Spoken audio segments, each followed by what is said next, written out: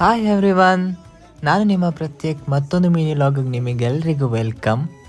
ಇವತ್ತು ನಾವು ಶ್ರಾವಣ ಮಾಸದ ಮೊದಲ ಹಬ್ಬ ನಾಗರ ಪಂಚಮಿನ ಆಚರಣೆ ಮಾಡ್ತಾ ಇದ್ದೀವಿ. ಈ ನಾಗರ ಪಂಚಮಿ ದಿವಸ ನಾವೇನು ಹಾವಿಗೆ ಹಾಲಿನಿಂದ ಅಭಿಷೇಕ ಮಾಡ್ತೀವಲ್ಲ, ಇದರಿಂದ ನಮಗೆ ಶಾಶ್ವತವಾದ ಪುಣ್ಯ ಪ್ರಾಪ್ತಿ ಆಗುತ್ತೆ ಅಂತ ನಂಬಿಕೆ ಇದೆ.